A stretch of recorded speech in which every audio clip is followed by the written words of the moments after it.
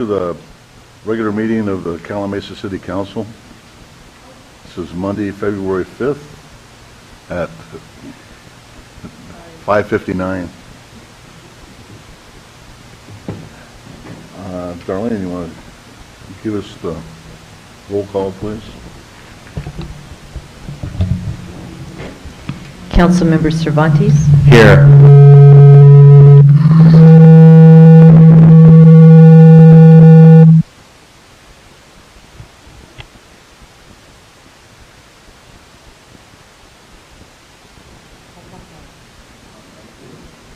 Okay, I'll try it real quick.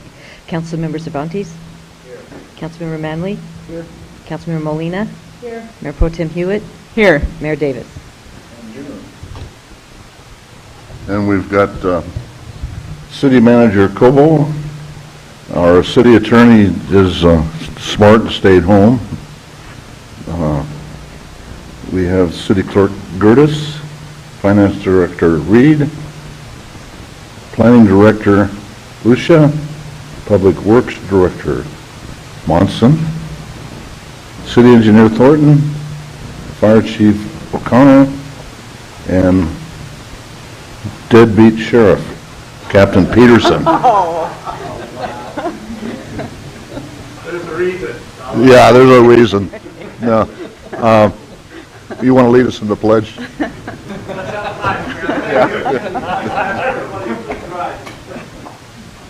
Right hand over your heart. Ready? Begin. I pledge allegiance to the flag of the United States of America and to the republic for which it stands, one nation, under God, indivisible, with liberty and justice for all.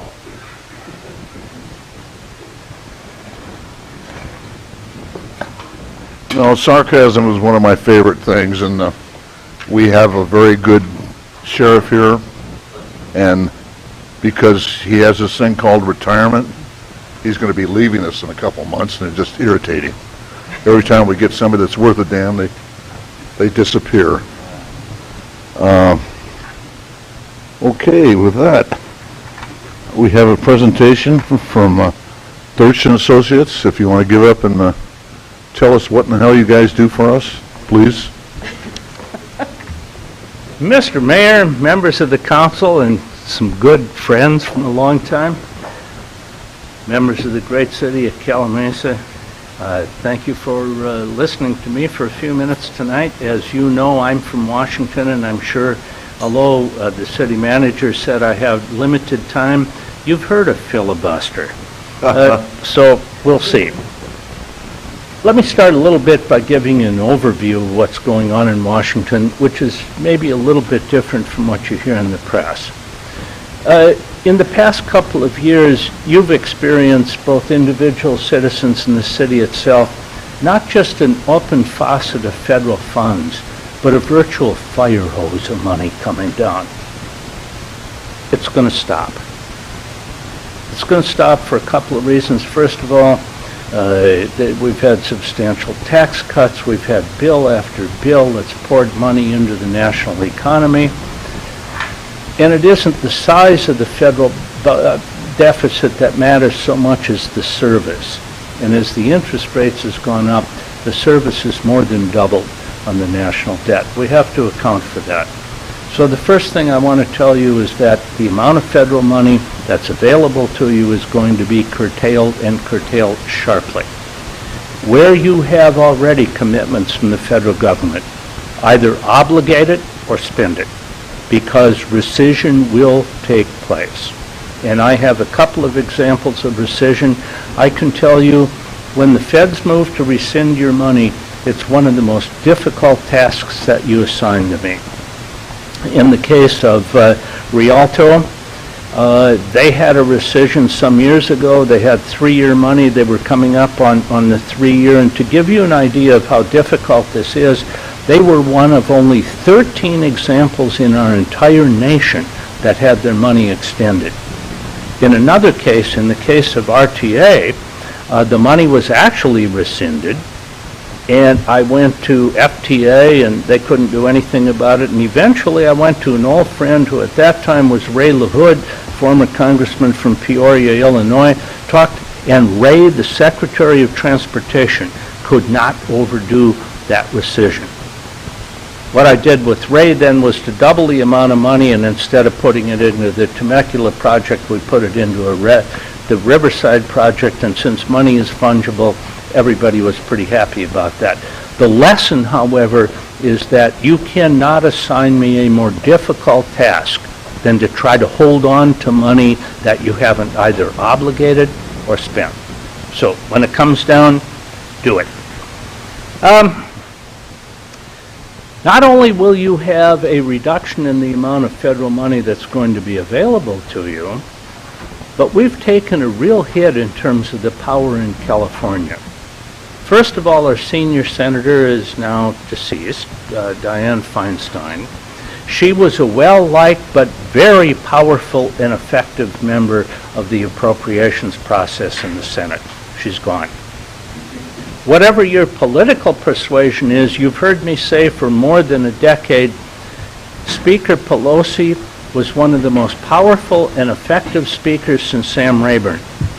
My good friend John Boehner wrote a book, and you know the first line in his book is he regarded Speaker Pelosi as the most powerful speaker in the history of America.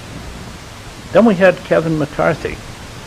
Kevin surprised me a great deal. He did a much better job than I would have expected from Kevin as Speaker. They're all gone. Now we have a relatively junior senator in Alex Padilla, really beginning to get his feet wet. From our standpoint, he's becoming more and more effective as we move along. I've known Alex, you know, in California you get these great works of art really from the state assembly and the states. Well, I have one from Los Angeles when Alex Padilla was chairman of the city council and Hahn was mayor and whatever. So the relationship goes back a long time. He's beginning to get his feet wet as senator. We're happy to be working with him. Then we have a junior senator.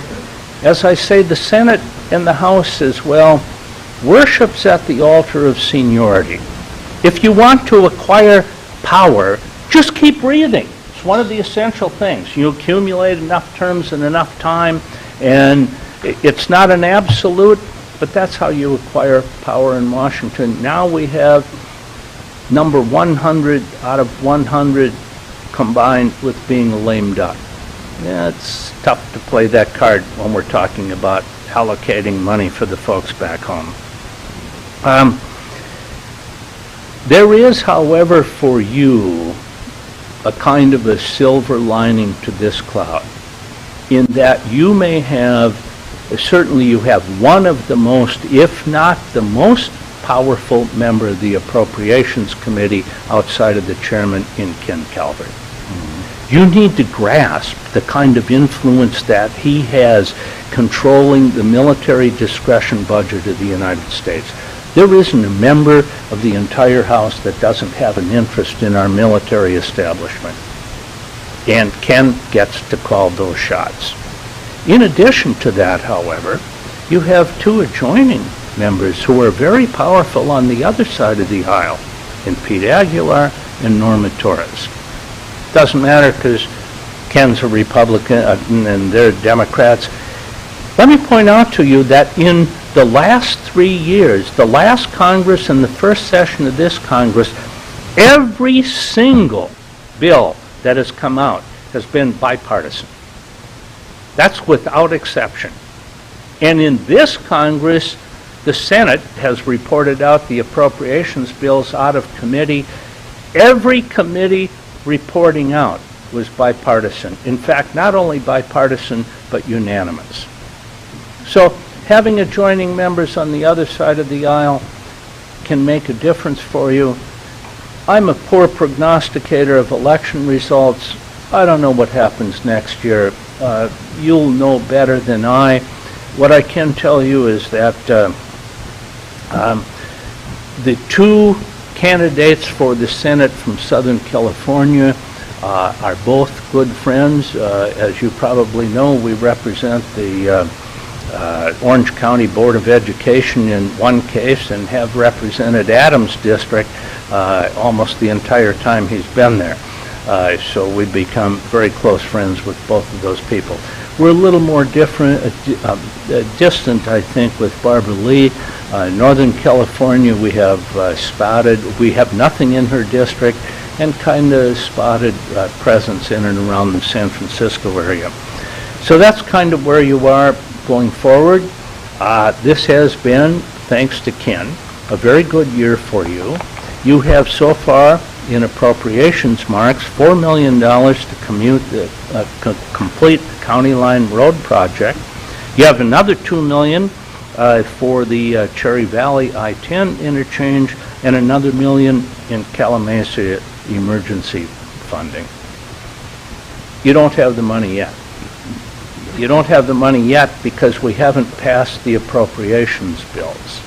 And they're all kind of tied up now. We're talking about immigration, and we're talking about the Ukraine, and we're talking about Israel and Gaza. So there are a whole number of issues that are causing us to have some difficulty just getting the government funded. Now remember, it's the obligation of the Congress to fund the government no later than 12/01 of October 1st. And this is February, I guess. But we're going to get to it pretty quickly.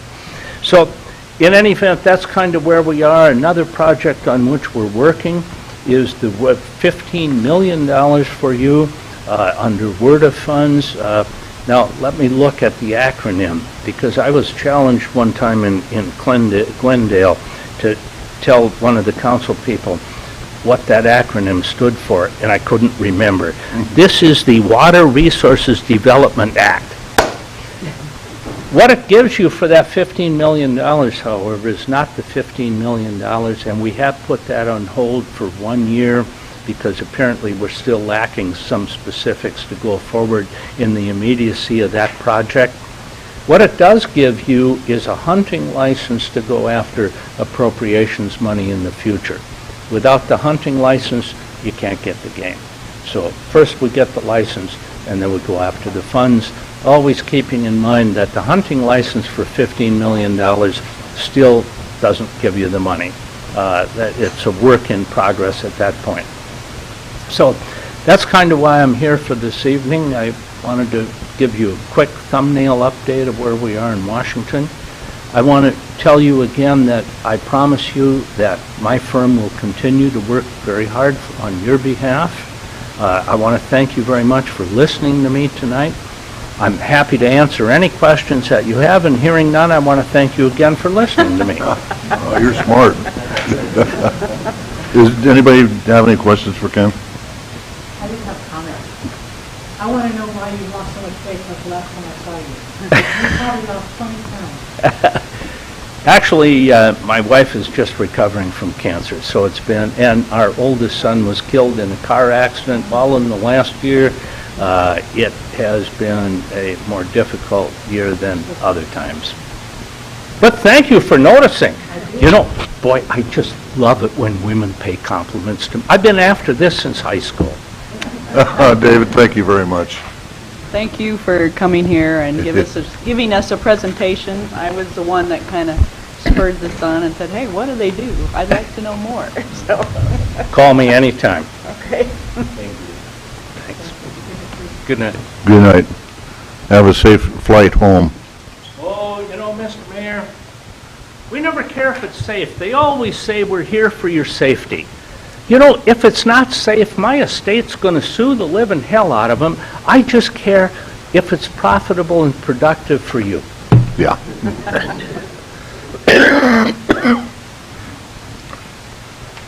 Okay, communications from the public. We got any slips? Okay.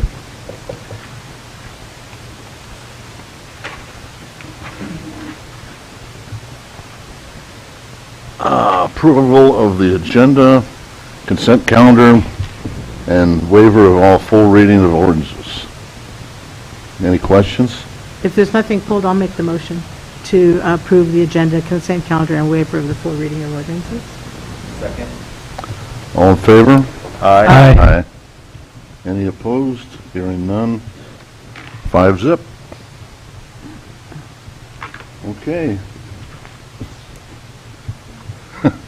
Sheriff, Captain, comments and reports? Thanks, Mr. Mayor. You're welcome. Hi, couple updates since we last talked and saw each other for what I referenced of, well, let's start with some of the basics goings on in the city that we've been kind of being hit on, that I've been receiving more calls on. And it's funny, we expected it. Deputy Hinkle and I were talking about it. I have been receiving more and more calls on homeless, wanderers through the city, you name it. Anything on that topic, I've been getting more calls on. We kind of see it as a result of a few things going on around us, but the response piece, I will say, I started a few months ago a crime suppression team at Cabazon Station. I'm going to start bringing them into the city to help out a little bit more on that topic, as I've had personal friends in the city call. I've had work standard phone calls. Hey, Chief, I'm seeing this on the boulevard, or I'm seeing this at, and so just know that if you see some increased activity of more tan and green, that's probably why. And so keep that in mind for yourselves, as really that's kind of our direct response. I asked Deputy Inkle to get with some of our trash folks and some others. The topic, as I see some of our friends here from Ukaipa tonight, as they know, is a difficult one.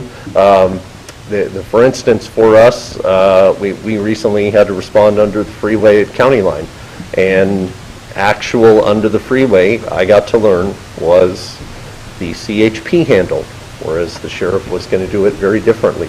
And my guys luckily backed me down and said, no, this isn't us. Smartly protecting their boss, I hate to say, in the standard, get them out of the city, let's go. And regardless, I learned it was a CHP matter. And so as this has been a complicated and difficult topic, there's been a few things that just, I've increased, I'm sorry, the calls have increased to me enough that, yes, I was talking with our crew at the station, and so just know, if you see some extra tan and green beyond Deputy Hinkle or a standard deputy in the neighborhood the next week, 2 weeks, things like that, it's because of that response. So keep it in mind for yourselves. Another call that I will say has been going on since about Thanksgiving, Christmas, it increased and it hasn't stopped for me, is the motorcycles and off-road vehicles. I have great video from the community of them flipping off whoever is yelling at them. I will say we even have body cam. I hate to say it, as Hinkle and I can talk about as some of our deputies of the same kind of, and what we're seeing more and more is not just the kids, it's dad and kids and things like that. And so it's been a challenge because around Riverside County, I will say, if you go to certain areas, we have an off-road enforcement team and those kind of things, but it's for targeted enforcement. If we know Singleton Canyon every Saturday at 8 a.m. is getting a large increase in obviously off-road vehicles, I'll call in that team. They roll in, they cite everybody, the word gets out and it goes away. Ours has been so sporadic of, I get video from the golf course. Maybe I get a snapshot of down below the school. I get some, and so it has kind of been all over the place. And so that has just continued to be a challenge as he and I have kind of put our heads together, and I've asked some of the others outside of me of what can we do for what I'm getting a lot of. Keep it in mind, that'll be an ongoing effort. If you eventually, and I'll let you know, if you eventually see the giant monster of the sheriff's off-road enforcement, huge trailer roll in and an entire day spent or weekend spent, we may get to that. I don't think we're there yet, but just know that for us, yes, we're definitely trying to figure out the best way, because right now I have it all over the place. I do. I have it in the golf course. I have it off Singleton. People call occasionally, but it's very sporadic. And so if you're getting it, if you're hearing about it, I even got it across on your side over there, because everybody has told me, well, the construction has stopped, so that's it. Everybody knows, and now we have a great place to ride. And I'm like, gosh, dang it. So that is the flip side of our great open spaces, as we know, that we often deal with. And so know that if you hear some of that, I do want some of the info, because we've started to try to track on body cams some of the plates or just identifiers for us to start identifying families at least and houses beyond what are generally juveniles for us. So keep it in mind for yourselves. For the city, I will say, Will and I had talked as I'd kind of, when I landed last year, had looked at statistically our calls for service going up the last several years, increasing by 500 to 800. I was waiting to see how 2023 would close out, and we have leveled off to 2022 numbers where we ended at about 7,100 calls. Prior twos, we were 5s, 6s, and we were getting high 6s and ultimately 7s, and we ended 2023 at also 7,100. And so I saw those kind of numbers stable off for us in what I know are a population related to phone calls, calls for service, and those kind of things. And so it was good to see. Our arrests were up in 23 by only a few, and so the numbers statistically for us really did stay the same. And so that part of things that I've kind of talked about are metrics for me and kind of gauging where we're at and resources and things. It still does tell me that we're really tracking very well for all of that. So with that, any questions? Go ahead. Yeah. The report of the motorcycles on the golf course, what were they doing? Just riding through? Were they? That's it. Riding through, they know they're not supposed to, and so the ones I've had where citizens have just stopped, hey, you're not supposed to be in there, and they'll punch up an iPhone, you'll see the kids yell, flip off, whatever they do, and then fly through the golf course. And so, yes, that's what I've gotten a lot of. I even have deputy body cam of some of that, where I know some of us have tried to stop off Singleton and places like that, and they shoot off into the hills on their motorcycles and stuff. And it's no real, hey, we have a targeted time, and that's been the problem, Councilwoman. It's kind of sporadic. Sometimes after school, surprisingly, it has not been all weekend long, and hey, it's heavy in this area on the weekend. No, it's really been sporadic after school type stuff. Yeah. Well, now we have lakes out there. Oh, very much so, very much so. Okay and not drowned or something. Yeah, I agree, very much so. Let me follow up on her question. Yeah. So when people are calling in making the complaints, is it mostly the trespassing issue, or is it actually some property damage, or is it the noise? It is completely the trespassing. Is it? That's Okay. it. Hey, we know they're not supposed to ride there. That is it. I'm not getting vandalism calls or any of that stuff increasing for us. It is strictly the, hey, we know we're not supposed to ride in this area. I see. Yeah. Thank you. Thank you very much Thank for you. your time and service. I appreciate it. Fire Chief, comments?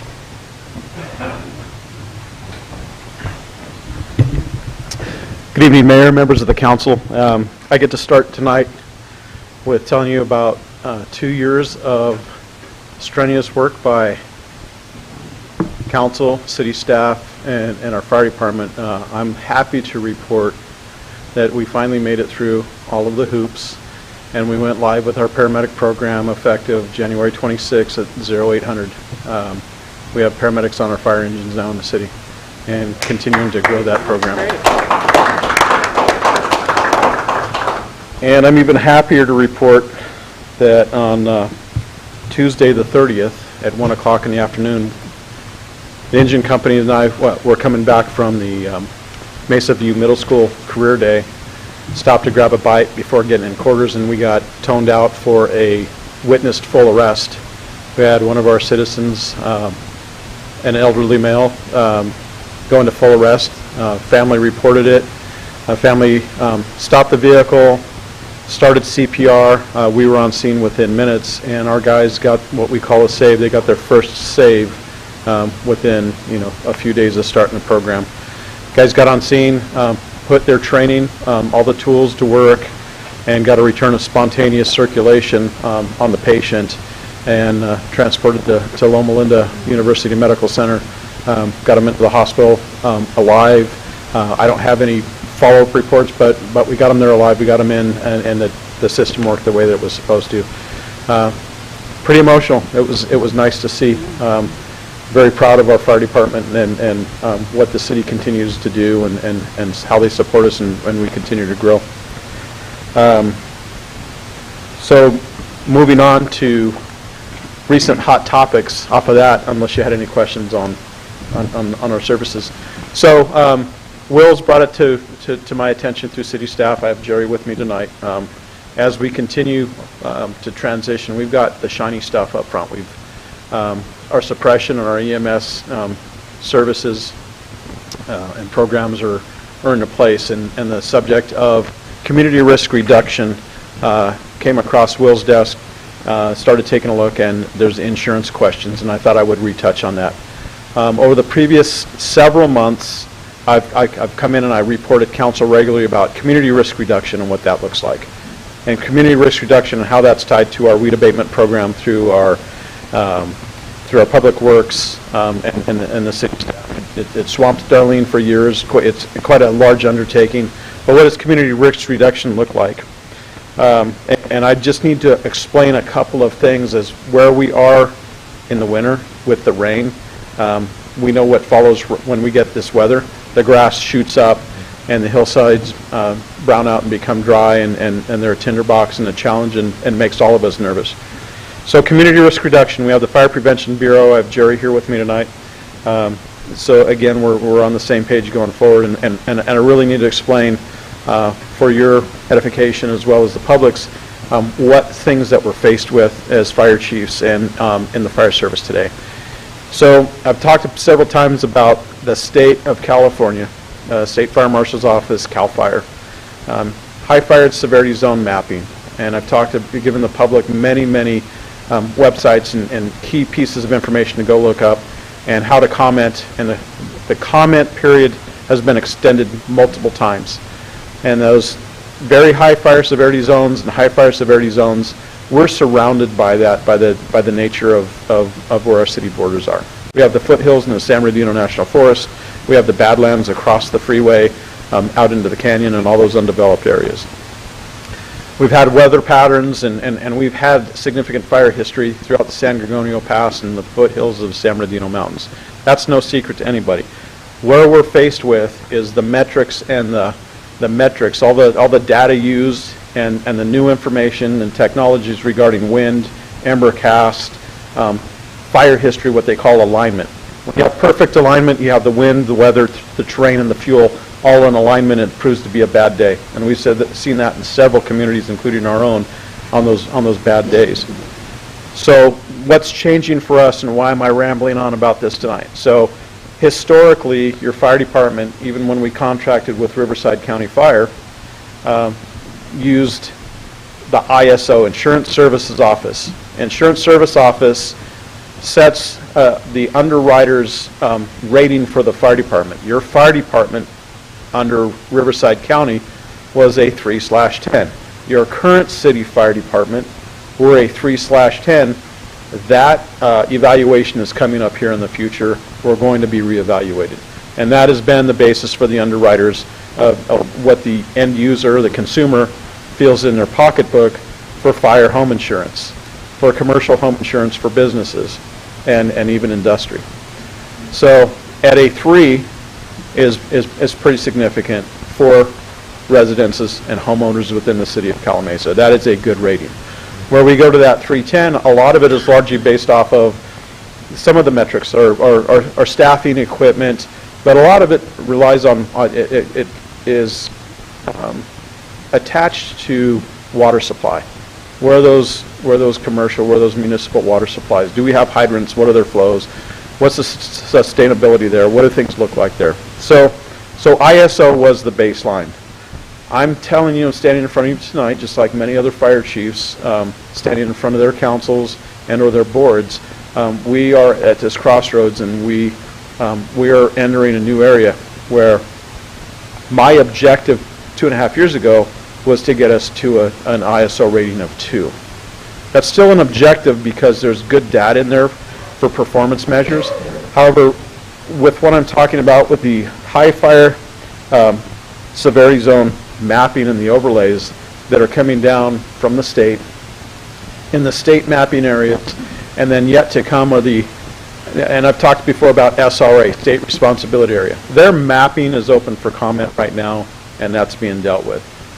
The LRA maps that they have jurisdiction over, predictive services for those types of incidents, our LRA mapping is yet to come. And based on the SRA mapping model from what we see, we are in very high and high fire severity zone maps as a general rule for how we are geographically located in the foothills. It doesn't make sense to people when they take a look at these maps and we're in a secluded and developed area that's not surrounded by what would be considered to be fuel.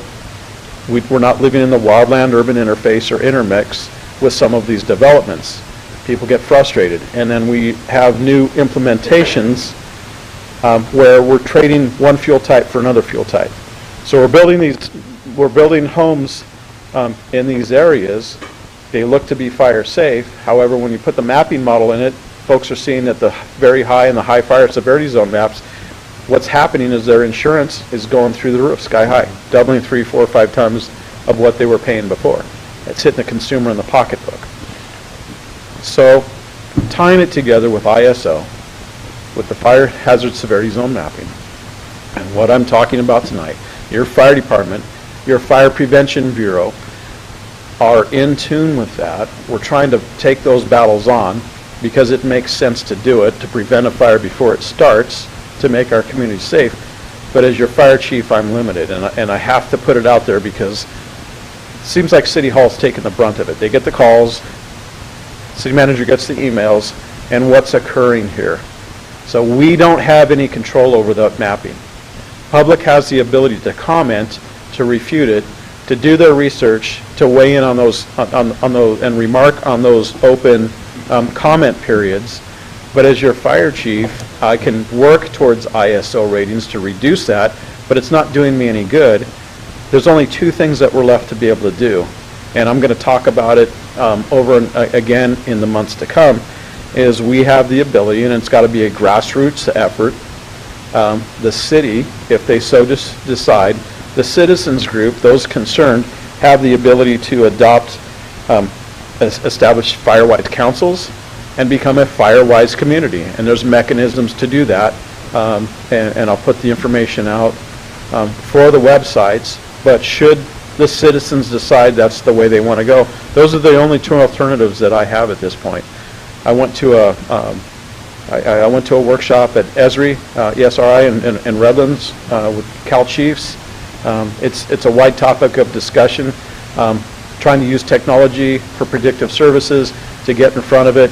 Every fire chief, large and small, is faced with the same thing, and we only really have 2 options right now. So thanks for listening to me on that. That's really all that I have for reporting. Our incidents are down. We completed 1,758 incidents last year.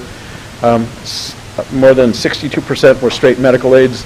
A combined response puts us back up for the miscellaneous public assist calls, puts us back into the 87th percentile for fire EMS and aid type of calls. Our fire service, our actual fires responded, made up the balance of about 12 to 15%. And our average response time, we're pushing it. We're looking, ideally we'd be at 6 minutes, and we're pushing that 7-minute mark based on the city footprint and where we have resources located right now. So pending any of your questions, that's the end of my report tonight. Go ahead. Chief, I know I have 2 acres, just under 2 acres, and I asked for and received from your department information on how I could protect myself and my property. You provided lots of information. Your fire prevention department came out and told me these are the things you need to do to make your property defendable. And so my question to you is all of that information, you gave me a lot of educational material, is all of that on our website so that anybody requesting that can get that information? Because it's very helpful. The more we help ourselves, the less you have to do, and it protects the whole city because we're all affected by fires and winds. We know how windy it is here. Every day it's windy. I worry about the people up in Oak Hills? Oak Hills. Oak Hills. Because they're one way in, one way out, and they have large properties and a lot of vegetation. So I'm asking, is that information that you provided to me available on the website that they can download it and look at it? Because everyone needs to be accountable and responsible as well, every citizen. I agree, and Councilmember Molina, yes, Geza has put the links in Okay. on our department website. You can go to the state fire marshal, you go to the Cal Fire, they teach you how to, you get out the information on home hardening, defensible space. There's a ton of information on those websites. It's all applicable. It's pretty basic. 30 feet away from your house and 70. Ladder fuels, nothing over 6 feet. The other, and I hate to open up Pandora's box here, some of the other local legislation, things that are coming our way that we'll be bringing before council and have adopted through fire code, is a 0 to 5 foot clearance around the house, no combustibles within 0 to 5 feet. Now stop and think about your home right now. That means nothing combustible 5 feet from the wall of your house, and that includes anything combustible. I Wood. was shocked at how bad my property It's- was. That's It coming was an our, eye-opener. It- And I shared the information you gave me with my neighbors. They're in denial Yeah. that they have to, everyone wants tons of trees and greenery, but, you know, all we need is a hot day and a firecracker, you know, off in some undeveloped part of the city. fire goes where the wind blows. And I just Holly wanted to Hills thank goes. you for that. It was very eye-opening for me. Thank you. And thank the crews for what they did. Will do. Yeah. Will do. Thank you, You Mayor. know, and thank you for, you and Jerry, you know, what you guys are doing to pull everything together. Well, thanks for giving us the support and letting us do it. Yeah. You know, it's a calling for most of us, and being able to serve the city is truly an honor. Thank you. Thank you, Chief. Have a good night. Business items. Item number 10, SCAG.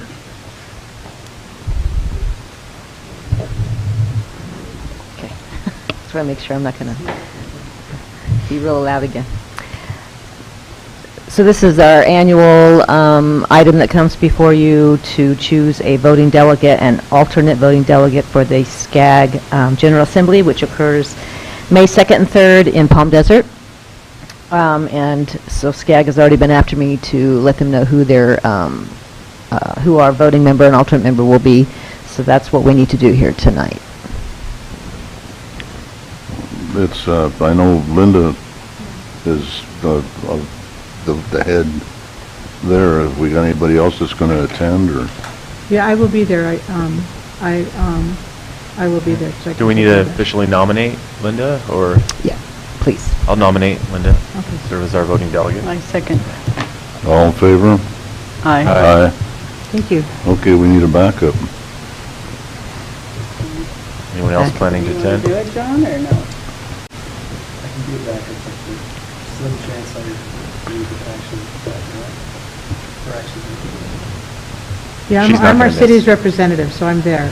She's there. Yeah, I don't miss. formality will be. Okay. Thank you. Okay. Thank you for the confidence. Okay, the next one, item 11. Discussion regarding amendments to the Calimesa Municipal Code. Will? Yes, sir. Thank you, Mayor, members of the City Council. As all the City Council knows, the job of a council member goes well beyond the time spent here at a council meeting. First of all, it takes a lot of time to prepare yourself for every meeting. This packet came in light at 150 pages. Oftentimes they're a lot longer than that. And by the way, for the public's edification, all of our full agenda packets are available on the city's website no later than Thursday before a City Council meeting, so you can look at all the information that they look at as well. On top of that, there are a number of regional committees and commissions that various council members are involved with, each with their own time commitments. We also have standing and ad hoc committee meetings that council members attend throughout the year. You also spend a lot of time talking to city staff about various things happening in the city. I know I meet with each of you frequently to discuss city business. And finally, there are a number of community events that council members attend throughout the year. So in recognition of these time commitments away from primary jobs and family, you are compensated. Now, it's a balancing act because the primary reason people run for local office is to make a difference in the community, regardless of the pay. Now, current city council compensation was set upon the city's incorporation in December of 1990 at $300 a month, which was the maximum allowed under the California government code at the time for a city our size. City council members, by the way, do not receive any health care benefits or retirement benefits. However, in full disclosure, each council member receives either a city-issued cell phone or a stipend of $50 per month if they use their personal cell phone for city business. And of course, those city-issued cell phones are for city business only. This maximum has remained unchanged for general law cities since, unchanged until June of 2023, when Governor Newsom signed Senate Bill 329 into law. SB 329 increased the maximum for city council compensation for the first time since 1984. The primary motivation for SB 329 was in recognition that not everyone can afford to commit the time to being on city council without sufficient compensation, and that the amounts had not been adjusted for almost 40 years. The new maximum allowed for cities with a population of 35,000 or less, which includes Calimesa, is $950 per month. This amount is consistent with inflation from 1984 to the time that the bill was adopted. So inflation, adjusted for inflation, $300 in 1984 was approximately $950 in 2023 dollars. It also contains a provision that would allow compensation to be adjusted annually, but it is not automatic. It's something that the council would have to consider every time. The cities of Yucaipa and Beaumont both have considered changes to their compensation since the passage of this bill, as have many other cities throughout California. Yucaipa opted to hold their compensation to the level in place prior to SB 329, and Beaumont voted to increase their compensation to $1,600 a month, which is the maximum allowed for cities with a population between 50 and 75,000. Staff just wanted to bring this item forward for City Council discussion well ahead of the filing period for the November 2024 election, so that if the Council wanted to consider a change in compensation, anyone that was contemplating running for City Council would know what the compensation for the position would be. The City Council is under no obligation to change the compensation and can set the compensation at any level as long as it does not exceed $950 per month. And it is important to note that any change to compensation would be effective following the election of City Council members, meaning it would not be effective until after the November 2024 election. If the City Council consensus is to change compensation, staff will draft the appropriate ordinance for consideration at a future City Council meeting, so no final decisions are being made tonight. This is just meant to be a discussion among City Council members, but of course, staff is available to answer any questions, and that concludes my report. Questions?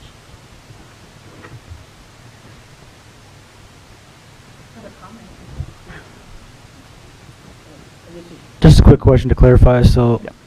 is this going to come back regardless of what's decided tonight? Is this going to come back annually because of this Senate bill being passed? No, it's just that because this is the bill was passed, and so we just wanted to give the council an opportunity to discuss it. If the council decides to bring, to keep their compensation as it is now, we will not bring the item back.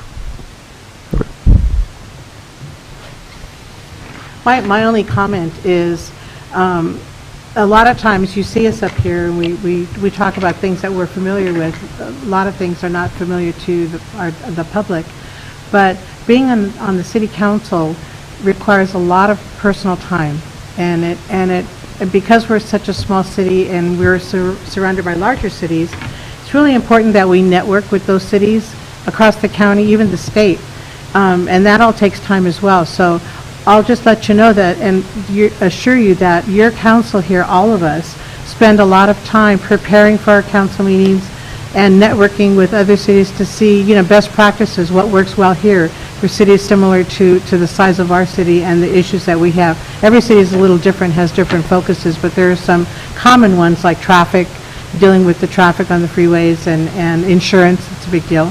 So I just wanted to say that we really work hard, and especially at being prepared so that we can represent you guys. So I just wanted to say that. Thank you. I know all of us up here don't do this for money. We consider it a great privilege to do it, but at the same time, it is a privilege that we have because of, I think, where we are financially, many of us, and not everybody has that privilege.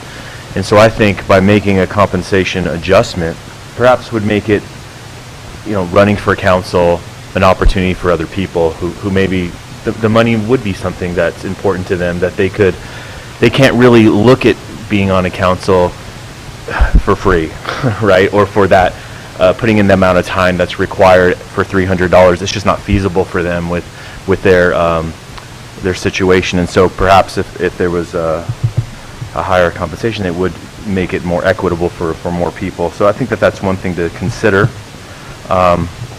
So $300 in 1984 is now $950 in today's dollar. That's just scary to think that that's gone down. It's adjusted that much. I'm going to move Beaumont. So that's also, I think, inflation consideration is a valid point as well. So Kidding. I don't know what we need to do tonight, Will, or if others have something to say. Just, I think I don't have anything to say. I think for people that want to come in, it is kind of a volunteer thing, but we have a hard time getting people to volunteer. And so if there's a little bit of compensation in there that says, hey, you're going to make $500 a month, that's something. That's groceries, right? And, that's kind of my thought there, but I kind of agree with Jeff on that. Well, being a business owner, I have a hard time with this. But it's, I can understand it. When I came on the council, I didn't even know that they had money. And actually, they didn't have any money, but they still paid us. But do you recognize some of those names, Mayor, on here? I was looking at these names, and it's like, man. Yeah. No, it's right now, I would recommend that we go ahead and vote on this and have it to where we can discuss a little bit farther on what you really want to do. Is that a proper way of handling it? Yeah, if you want to have me bring it back to a future council meeting for future consideration, if someone has a dollar amount that they want to throw out there for consideration now, or if we want to hold off on that, we can bring that back. Obviously, we'd want to make sure we bring back an ordinance with a specific dollar amount on it, if there was, a recommendation for a change. Because we obviously, if we bring an ordinance with a certain dollar amount and we want to adjust it, we'd have to bring that ordinance back again for first reading. So that's where kind of having this kind of open discussion, just to try to broach the subject. If it's something that would like to be discussed further, I think that I would recommend that if we do go in that direction to change compensation, we'd want to do it again ahead of the filing period, so everyone kind of knows what they're getting into, and we're able to disclose that to anybody that's interested in running for office. So I think that's an important aspect to it too. We still have plenty of time. The filing period is still about 6 months away at this point, so we do have time for that. But if there's no specific dollar amount, but there is a desire to further discuss this further after you've had some time to think about it, we certainly can do that as well. So it's at the council's. Yeah, and it's, don't feel bad about asking for the gross amount, because it's, $900 is not going to affect anything this city does. How much is that extra? Can you tell me off the top? I was asking him. For a budget? Per year. Budget-wise, so 650 times 5 times 12, so, I can do that real quick. I can do the math for you real quick here. It's about $39,000. Yeah. So, you want to bring this back and we'll discuss it? I'll just add some comments before we decide. Go for it.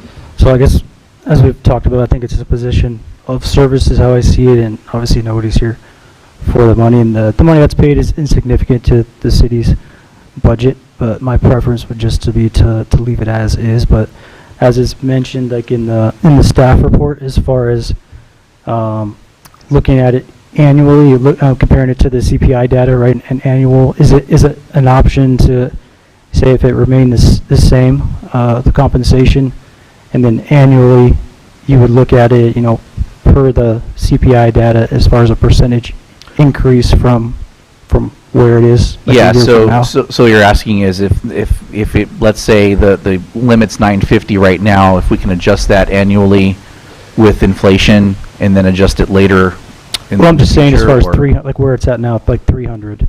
So say there's no increase Mhm. right now, I'm just saying, so a year from now, if it was going to be brought back every year, as far as the council would reevaluate annually based on CPI data like we do with so many other things, is that essentially what some of that stuff is saying as far as some of the options? It's saying we have the option to do that, but we're no obligation to do that. So, I think that I think at that point, it would be if the council, if there was a request from council to bring it, we would bring that. I think that, again, this was just, the whole intention of bringing this forward at this point was just as a result of the passage of that bill. So, obviously, this was our first opportunity to even be able to consider this, because we were already at the maximum the law allowed for all those years. So until June of 2023, we couldn't even brought this item forward if we wanted to.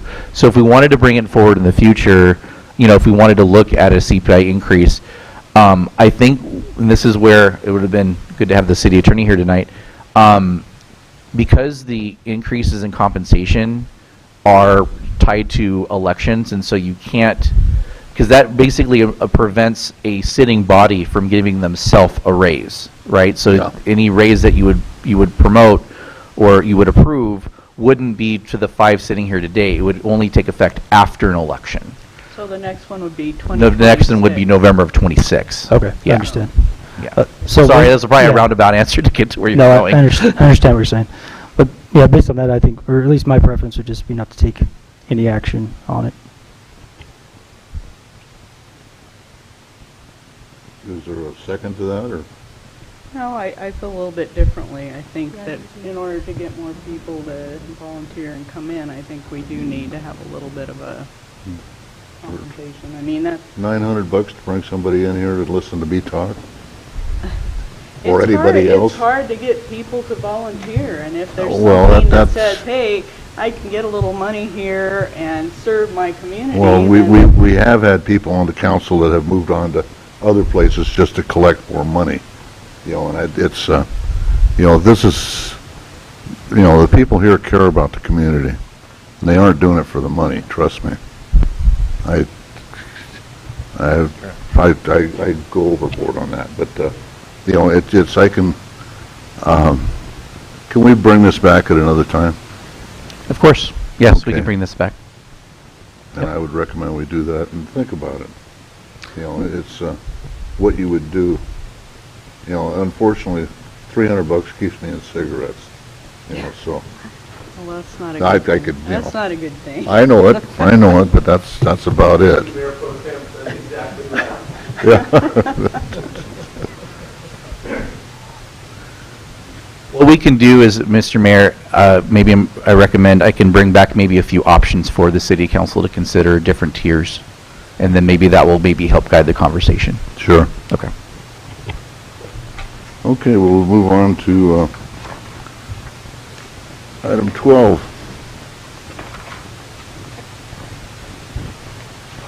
The year financial and budget report, mid-year. Thank you, Mr. Mayor. This presentation will be given by our Finance Director, Celeste Reed. Good evening, everybody. Good evening, Mayor, members of the City Council. Do we have the PowerPoint available? All right. So it is my great pleasure this evening to present to you the fiscal year 23-24 mid-year budget review. We'll be primarily focusing on the general fund, but there'll be a lot of information coming your way, so about other funds as well. So if you have any questions, please feel free to let me know. I'm happy to stop midway and chat about any questions that you have. So the city received our audited financial statements for June 30th, 2023. They are available on the website. We did receive a clean audit opinion, which is the opinion that you want for the year ending June 30, 2023. So what I have reflected here are the actual results from that audit We started off with $8.9 million of fund balance, our revenues, expenditures, and transfers for a net surplus of $1.39 million, resulting in an ending fund balance of $10 million. In the middle column, we have projected actuals for fiscal year '23. These are the numbers that you all saw when we came together for the June 30th, 23-24 budget. So you saw these numbers in June when we were making projections, and this is what we think is going to happen this year. And then at the far right column, we have a difference.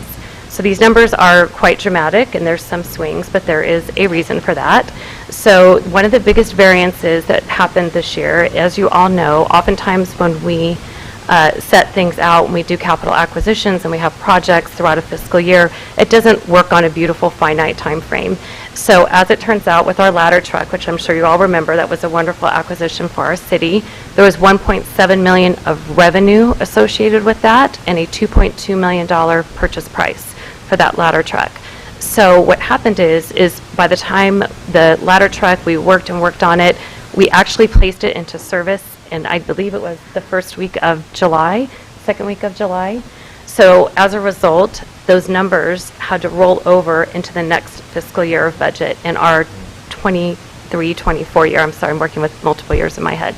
So that is one of the reasons for the dramatic change in year over year. Moving on to the next slide, this is a summary of all of the carryovers we had from fiscal year 23 to fiscal year 24. Much like the ladder truck, these are all primarily one-time expenditures. Same philosophy that there are just many things, and especially with last year, I think you all know and understand, we all experienced that there was a delay in trying to acquire. We're still working our way out of the COVID experience and supply chains and so forth. So these are the numbers that rolled over into fiscal year 24 that we're in now. So we had the developer fee agreement from the ladder truck, we had $20,000 from Sierra, and then we have a series of one-time expenditures totaling $2.589. So these numbers have all been rolled over that were intended for expenditure last year that are now happening in this fiscal year. So it was a direct rollover. And this is in part of what's agreed to when you do the June 30, when you adopt the budget. As part of the budget process, we mentioned at that time that, hey, there are certain projects, there's items that haven't been fully expended. Does the council find it acceptable to roll this over? And so this is part of the approval process. So we have made some recommendations with respect to fiscal year 23-24. Some numbers have gone up, some have gone down. So what I've done is I've rounded the numbers, and we're just going to touch briefly on some of the changes that we're expecting and anticipating at the mid-year. So for general fund revenue adjustments, we're looking at increases of about $175,000 in taxes. So this is increased revenue to the city of Calimesa. When we are doing our estimates, we are doing it in this time frame. So we're right now getting ready for the 24-25. So that is in part the reason for the mid-year budget process, because numbers as they shake out, sometimes they're higher, and Calimesa has traditionally and consistently and for the foreseeable future erred on the side of conservatism, right? We don't want to overestimate and go really big and have anticipated large revenue adjustments. So we're looking at some of these adjustments at this time frame. So our property taxes came in higher for about $175,000. Our franchise fees are a little bit higher as well, $30,000. Our vehicle license fees are higher at $58,000. And we have about $150,000 that we're increasing our interest and dividend earnings for. We want to make the distinction, and this will be addressed a little later on, that it's very important to the city of Calimesa that we're always distinguishing and identifying one-time revenues, so we don't continually count on them. I don't need to share with all of you, the interest rates have been great. We've taken some advantage of some opportunities. We've had some nice CD rates, but to be absolutely clear, this is not money that we're going to count on year after year. So we came in on the lower end with respect to interest. We're pretty comfortable at $150,000, increasing it by this amount. And it may result even higher. I was just looking at numbers today, but regardless, this is where we're at right now. We're looking at $150,000. We want to just be really careful and identify that this is one-time money.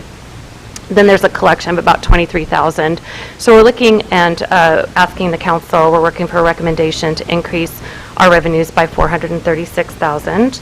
There is, however, a corresponding decrease in revenues for planning and development fees. These are one-time expenditures and relate to a development that was anticipated to have completion in this fiscal year, and it did not come to fruition, and it doesn't look like it's going to happen as of June 30th, 2024. So it's identified as one-time revenues. So overall, for net revenue assumptions at this point, we're looking at a $58,000 increase for revenue adjustments. Any questions? So the 175, Celeste, is just property tax? It's a net adjustment, it's property tax, and so property taxes increased pretty significantly. Sales tax came down just a little bit, I think it was about 25,000, and that's just a calculation from HDL. I think we originally projected 1.64 million, and HDL, our sales tax advisors, have told us it's coming in a little closer at 6.14. So we'll see how it shakes out. Those are all estimates as well. So it's a net change in both. tax, but the Okay. biggest jump was definitely the property tax numbers. Right, and was that additional units, homes, or was that just the increase in home values, property tax? It's a combination. Mostly the increase in home values only really come to fruition when a home changes hands. Prop 13 for any homes that are continue to be owned by the same person, it's limited to 2%. So that's typically what we program in is 2%. It's CPI or 2%, the lesser of. So if CPI is less than 2%, it would be less than that. So but the overall value is more because of homes that were sold. So homes that changed hands, the assessed valuation is reset to the market value, and so that's the primary driver because we haven't had a lot. 22-23 was the first year in a few years that we haven't had a lot of completed units. So we did see that over a few years, but 22-23, all those homes were already finished and already included in the assessed value. So this is mainly being driven by existing home sales. Yeah.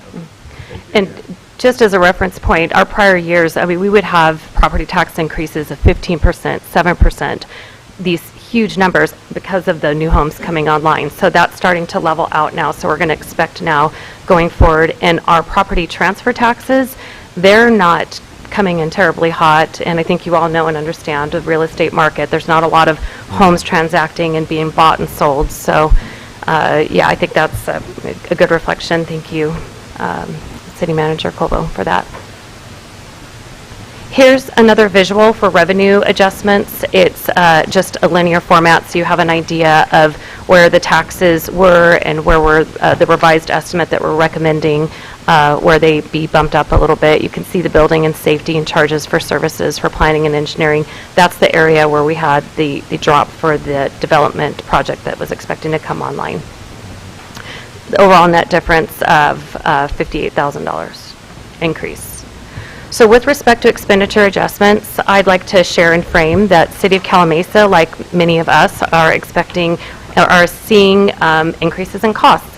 We're seeing it in utilities, we're seeing it in insurance costs and professional services. So the city clerk insurance and fire department insurance, these are insurance rates that increased, $33,000 and $12,000. You know, we do the best we can with our insurance projections, and they did in fact come in a little higher. The city staff's recommending $100,000 in city attorney's fees. These would be considered a one-time expenditure, whereas insurance rates, although we'd like to think and hope they drop down, we're probably going to be, you know, realizing these rates going forward, and we'll do what we can. But the city attorneys, that is a one-time expenditure. And this city attorney's fees are subject to high degrees of variability. I looked at the trend line for like the past 5 years. We have pretty consistently been budgeting about $185,000 every year for city attorney fees. Last year, our city attorney fees actually came in at $207,000. So with this increase, it would put our fees at $285,000. But that is one time, and it is subject to what's happening within the city.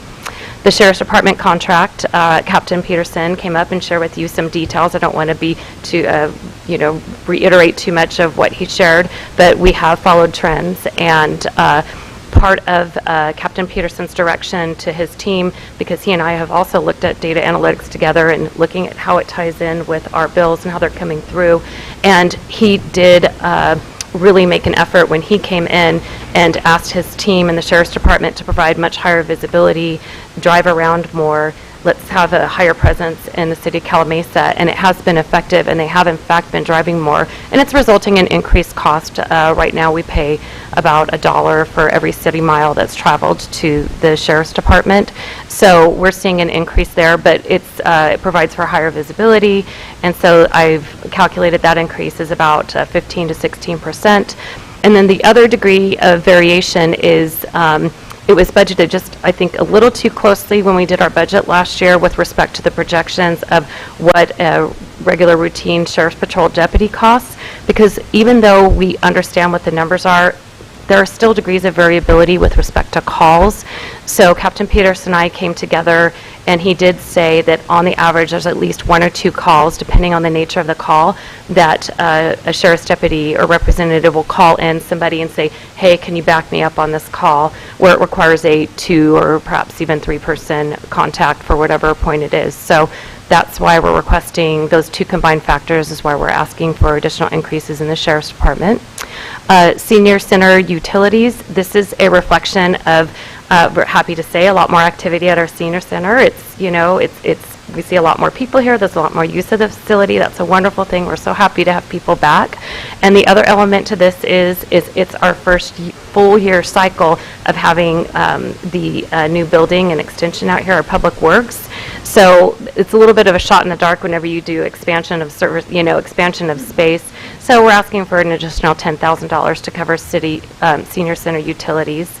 And then our fire chief, this should be familiar to you as well, Public Works weed abatement and catch basin cleaning. The weed abatement, these are increased efforts that our fire team has had to do some fire prevention and take care of our city to help mitigate fires and risk reduction. So it's a reflection of the stepped up efforts that we've done here. So this is also an increase, and it's combined with the catch basin cleaning, which I believe comes from some mandates that have come from the state that's required higher levels of professional services and taking care of those items. And then we have a net $3,000 difference. So we have a total increase of expenditure adjustments of $313,000, but we also have a corresponding decrease of $239,000 in direct relation to the one-time development revenues for the project that we expected. When we have projects that come online, it requires higher professional services. There's an exchange, revenue increases, but then expenses increase. So just as we backed off revenues, we backed off expenses. They're not dollar for dollar, but we have a $239,000 reduction in expenditures for a net increase to expenditure adjustments of $74,000. So here is an image where you can see side by side. So what I've done is I've just taken the departments and lumped them together, for which we didn't request any additional funding. So this will include city manager, city council, the finance department, and these are the areas where you see the numbers up and down that I just talked about on the previous slide. And we did opt to reduce the transfer out to the LLMD fund.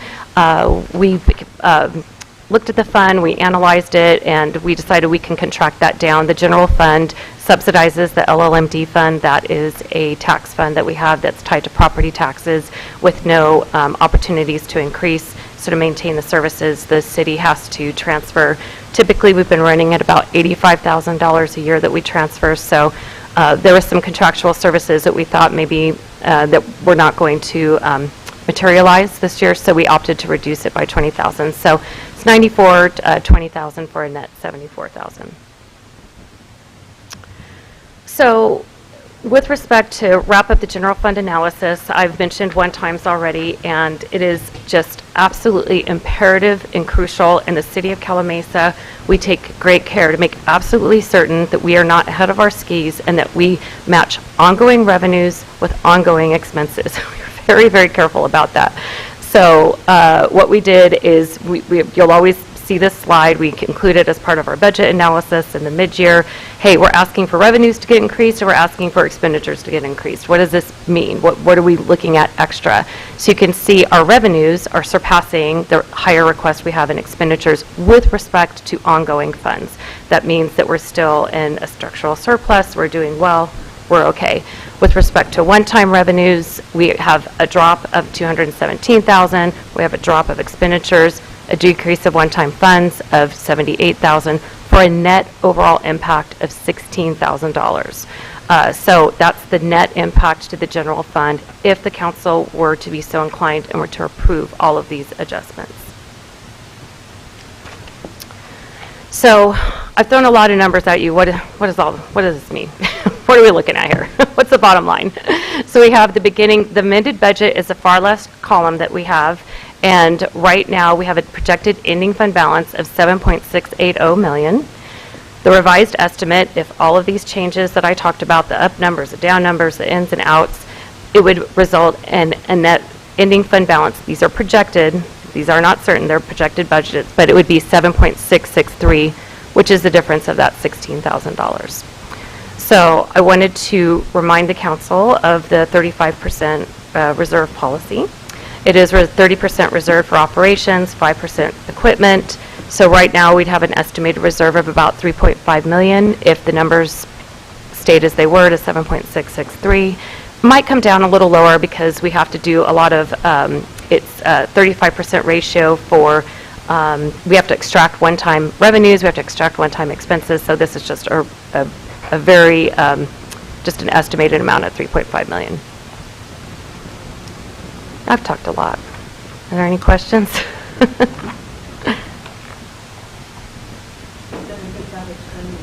Oh, thank you. Thank you. I appreciate that. Okay, so I will move forward. I wanted to highlight some of our other fund adjustments. We have the insurance fund. We have an increase, just a separate segregated fund, an increase of about $16,000 of expenditures. This is interesting, road maintenance and rehabilitation and gas tax fund. We're actually looking to bring revenues down. These are primarily funded through gasoline taxes. And we're starting to see a trend. We're starting to see the impact at the state level. And I just recently came from a conference, and it was very topical, very discussed quite a bit that, as our city manager has said, for every Tesla that's on the road, that's gas tax is not happening. So there's obviously an exchange for that, right? It's wonderful to have electric vehicles, but we are starting to see some decreases in these funds. The LLMD fund. We had the decrease in transfer that I talked about, but our utilities popped up, so it's overall a net change of $11,000.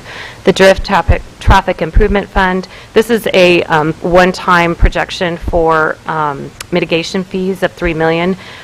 We didn't tie any expenditures to it. It was an estimate based on development projects, so we're just opting to back it out because it's not going to happen. But we never budgeted any expenses to it.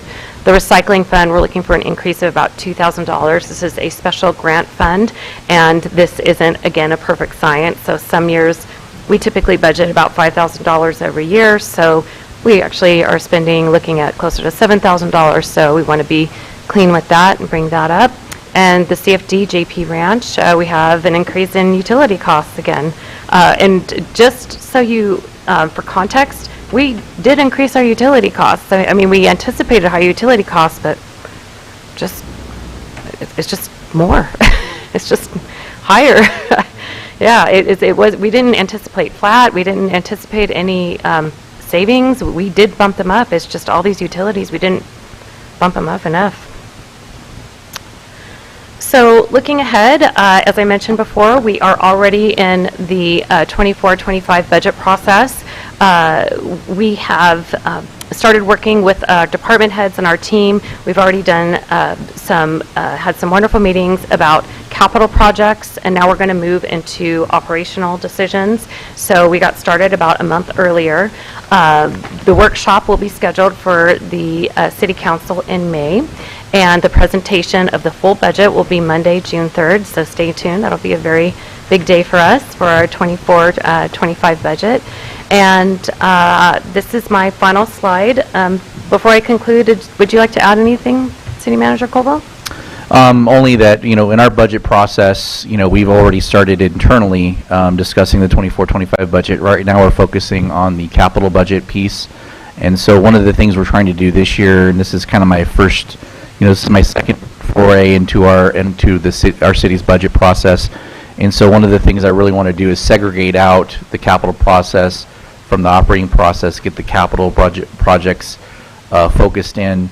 But primarily, I would say, just as a bit of a preview, is that don't expect to see a lot of new projects, because obviously we have a lot that we're working on right now that we need to complete. So rather than trying to add more onto that, our primary focus is going to be working on and completing the ones that we have on the books already. So that's all I would add at this point. Okay, thank you. So are there any other discussion or questions that you all have, or? Sir. No, you did a very good job. Well, thank you. Thank you very much. Well, and I just wanted to follow up. This is a lot to absorb, so if something pops into your head, you can always contact City Manager Colbo if there are any questions that come up, or if you think about something a little later, we're happy to answer. And we've got a lot of data. I mean, I'm ready to go. I can tell you all the transfers. I got so if something comes up, just let me know. We'll be able to answer. You're always really good at explaining everything. Oh, thank you. I appreciate that. Okay, thank you. Thank you. Mayor and council members reporting of county and regional meetings, conferences. Mr. Manley, you got anything?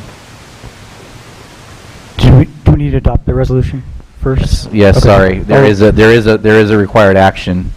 I'll go ahead. I'll go ahead on and item read this 12, one. yeah. I'll move to approve resolution number 2024-25, a resolution of the City Council of the City of Calimesa amending the fiscal year 2023-24 budget to include recommended adjustments to provided as provided for in attachments A through E. I'll second. All in favor? Aye. None opposed? Okay. And thank you for catching that, John. No problem. And I'll just go ahead and continue with my comments and reports. I just wanted to bring back for everybody, I was going to summarize some of our our sheriff ad hoc meetings. So we've had a few different meetings, so I was going to summarize some of the things we've been discussing for the council. So it's kind of really three main points.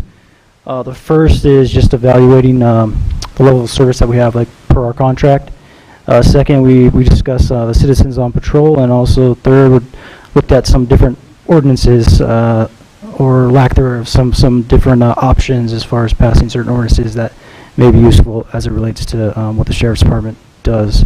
So first, as far as evaluating our services, we looked at a lot of different comparisons to other cities. So we're trying to gather some data, looking at like officers per 1,000 population, looking at Part 1 crimes per city, percentage of budget spent on police per city. So trying to see how we stack up in all these different categories. And also we looked at the roles of our CSO, looking at the roles of our POP officer, and also evaluating the workloads for those special positions that we paid for. What I'd like to do for different parts of this, so for this first part, as far as just the evaluating services go, is if we have consensus to bring it back, to put on a future agenda, that way we can actually kind of provide some of this data and talk about it. Just since I'm not able to provide all the details unless we bring it back, then we can kind of show some of the charts, show you guys some of the data that we put together, just for the purpose of reviewing it and discussing it. Not that we need to take any action on the item. So if there's consensus on that, then we can ask to put that on a future agenda. Okay. Good. Okay. Yeah. And I'm seeing nodding heads. Okay. That I got the direction. Okay, I'll continue on. So next, we're kind of looking at how can we maximize the service that we do have. So that brought us kind of to our citizens on patrol. So we looked at the current state of the citizens on patrol. Obviously, that's changed a little bit with COVID. It's been the program I think has been kind of neglected. So we talked about how can we revamp the program and looked at some of the objectives of the program, what do we want it to do, what are some of the missions of it. And some of those discussions, we're looking at bringing it under the control of the fire department, so we kind of loop in all public safety, police, and fire. In order to do that, we need to have a more in-depth discussion, like with the council. So we'd have to revise the policy as far as what they do, and kind of look at their structure and just revise their whole mission, the way they're supervised, and the way that they're structured. So I think that'd be a good conversation to have, and look at the details of that. So that'd be a separate item that we have consensus to bring back in the future, talk about that program a little more. Good, okay. And then lastly, just looking at some of the ordinances. So this is looking at some, I guess, the loopholes, just basically to provide tools for law enforcement with some of these city ordinances. So these are just some of the current and ongoing issues that the city faces where we don't have ordinances in place to deal with it. So like catalytic converter theft is one thing. Some of the issues of theft and other homeless related issues. So there's certain ordinances that we could look at and discuss and see if they're applicable to the city. It was just to provide law enforcement tools in the future. If they should need them, they would be there and in place. So if we have consensus to bring that item back, then we'll be able to put together some specific examples of some of these ordinances that I'm talking about, and we can look at the details, how those would actually be implemented. We could talk to our chief about how law enforcement would use those and have some broader discussion on that. Yeah. Okay. So that will conclude my report. Good. You guys have been busy. Linda? Yes, as the Calimesa rep for Riverside Transit Agency, I attended the executive committee and board meeting where they handled routine items. This is the beginning of the year, and so most of these entities are setting their goals for the year. That's what we did with RTA, as well as RCTC. I attended the regional assembly. We're going to be having RCTC come and make a presentation on the traffic relief plan, which is going to spell out how we're addressing in Riverside County the traffic issues that we're facing. Attended the fee workshop here. That was really great information. Also attended SCAG's transportation policy meeting, and it was mostly receive and file. Again, it was just talking about the year's goals. Also, on the Cal City's Transportation, Communication, and Public Works Policy meeting. This is one of 4 meetings a year, and again, we're establishing the goals for the year for that, for everything about transportation, which is my interest, how to get people off the freeway and deal with traffic. And on the 20th, I attended the Vet Expo in Beaumont, which is something we do every year. It was a rainy day, but it was a great turnout for veteran support services and families. And the Lions Club, Calimesa Breakfast Lions Club that I'm a member of, we have an event that we do every year. It's called Melvin Jones, and that's where we go to AutoZone, lets us do whatever we want on their property. That's where we collect coats and sweaters for people who don't have those. And we came here, had a meeting here at the senior center, and we collected close to 400 coats and jackets for children and adults. Kind of used, some were brand new, and we distributed them. A third of what we collected we left here for the senior center to distribute for free. There's a table out there, you probably still see coats out there, as well as 2 other nonprofits to provide those. It's really cold now, and so we do that every year. And that's it. Thank you. Go ahead, Wendy. I didn't have to attend the WRCOG meeting today. They called it off. They canceled it, the rain. I would have had to go to Riverside. It was pretty bad, so I know a couple of the committees, I did call things off. But I just wanted to mention that I think WRCOG is having a oil recycling thing coming up here in Calimesa at the AutoZone. At the AutoZone, yeah. Is that, yeah. I can't remember if it was this month. I wanted to say. I can look at the details on that. Yeah. How many gallons can I bring? I think it's 5 gallons at a time, so. Well, I let everybody bring 5 gallons. And as far as the committee, the ad hoc that I was on with John, I wanted to mention maybe, and he did say this, that we'd bring back the homeless conversation and maybe talk a little bit more about the direction we wanted to go in about that too. So. And that's it. RCA was also canceled due to inclement weather, so I don't have a report tonight, Mayor. City manager, you got any comments? Just really quick, I've been getting some emails from residents about this issue, so I wanted to just try to address it real quickly as best I can. I think that people probably have noticed at Oak Valley Town Center that work there hasn't been any progress out there the last few months. Now, it is, so some people have asked, for us to comment on that. It is a difficult thing for us to comment on because it's a private development. It's on private property, and there are multiple owners involved. And so when that's the case, it's, the city gets, some information from the parties involved, but we're not involved in the middle of it. The only involvement we do have is the fact that there ultimately will be public improvements as part of that project, roads and things like that. So that's how we're involved. But, the city is well aware of the situation. I think there's been some speculation as to why. There's been weather delays, but there's also been historic artifacts that are found, and I think that's probably about the most I can say on that.